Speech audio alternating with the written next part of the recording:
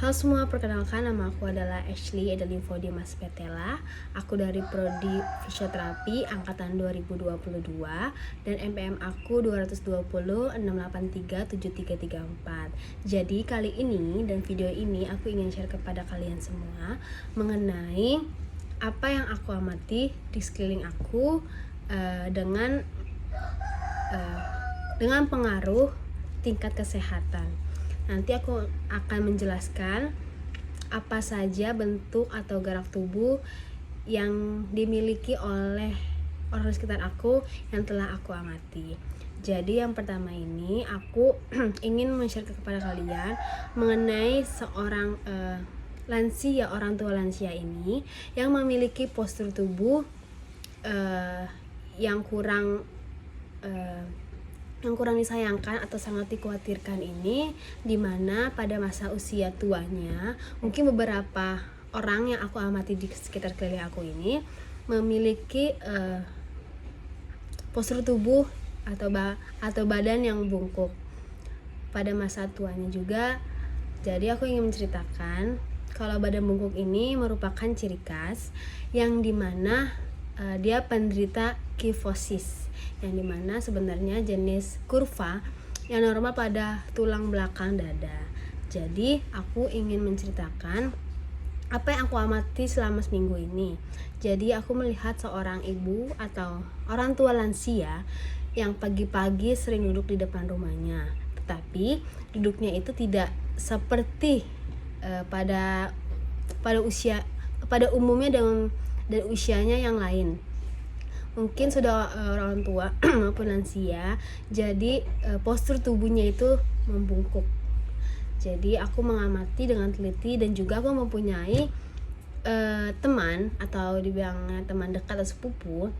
Aku seringnya bilangnya teman. Dia juga seorang laki-laki.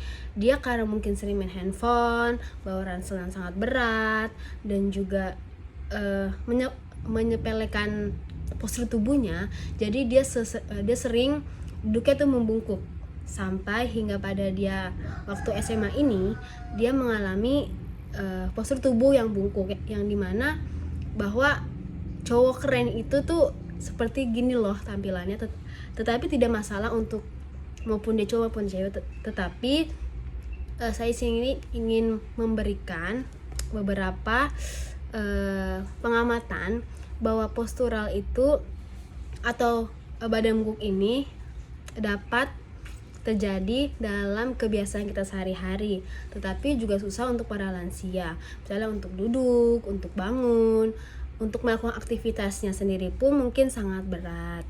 Jadi di mana kondisi ini terjadi dalam kelainan di belakang tubuhnya, di belakang tulang belakangnya. Jadi yang aku amati selama ini bahwa sangat kasihan, bahwa sangat mungkin menderita dengan postur tubuhnya yang bungkuk, tetapi tidak masalah. Tetapi mungkin kalau dia melakukan kalau orang tua itu melakukan terapi pada usia yang ingin lansia, mungkin dia bisa terapi memperbaiki postur tubuhnya dan juga ingin memperbaiki segala yang kekurangan di tubuhnya. Jadi jika seseorang memiliki postur tubuh yang bungkuk, memiliki postur tubuh yang sangat buruk. Buruknya tidak seburuk negatif banget, tetapi sangat disayangkan saja jika dari kecil sampai muda atau dewasa ini kita tidak mengalami bungkuk, tetapi mungkin pada masa usia yang usia tuanya itu bungkuk. Tapi disayangkan juga, kasihan pada orang tua yang melakukan aktivitas yang mungkin sangat berat untuk mereka melakukan dengan cara postur tubuh yang bungkuk. Dan juga untuk para remaja yang aku amati itu sangatlah prihatinkan. Kenapa? Dikarenakan pada usia yang kita kini dini ini sangat diperlukan dengan orang yang postur tubuhnya tegak, yang sangat baik lah. Tetapi bukan jadi masalah untuk seseorang itu bungkuk, tapi mungkin adanya sebagian dari bawaan lahir, yang keturunan ataupun yang lain-lainnya. Dan juga dimana efek badan bungkuk ini pada masa tua dan juga pada masa dewasa ini sangat diperhatikan dari gangguan fungsi paru, fungsi fisik, dan juga resikonya mudah jatuh dan patah tulang.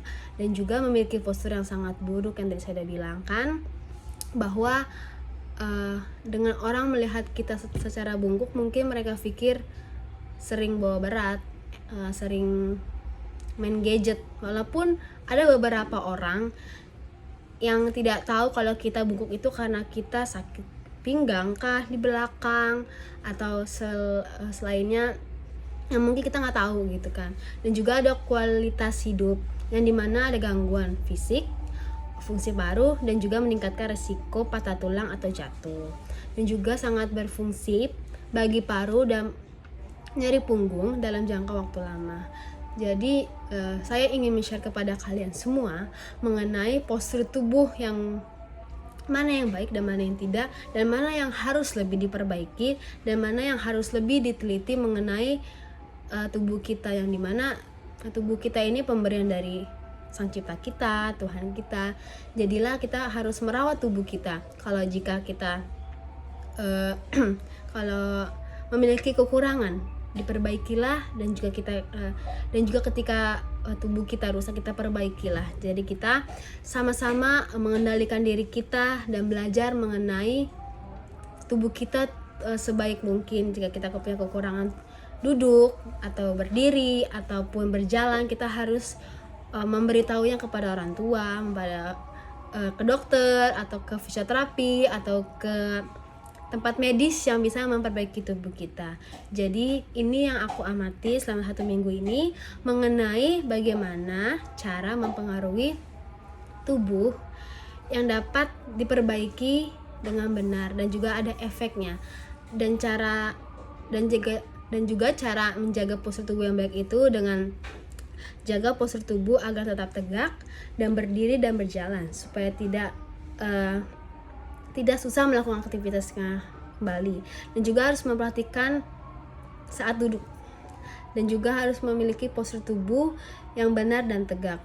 Dan juga hindarilah dengan tas ransel yang berat atau yang ingin dibawa di belakang yang terlalu berat. Dan juga hindarilah banyak beraktivitas yang pada meja yang rendah, dan juga olahraga secara rutin dengan cara yang benar, yang terutama olahraga yang menguatkan otot-otot punggung seperti olahraga renang dan juga senam ataupun yoga. Dan juga yang terakhir adalah konsumsi makanan yang bergizi untuk meningkatkan kesehatan. Dan juga jangan lupa perbaikilah postur tidur Anda. Jadi kita sama-sama belajar mengenai postur tubuh kita yang harus kita perbaiki selama kita merasa baik-baik saja. Walaupun tidak baik-baik saja, tapi kita harus memberikan yang terbaik untuk tubuh kita. Mungkin ini saja yang bisa saya share kepada kalian semua. Terima kasih. Selamat sore.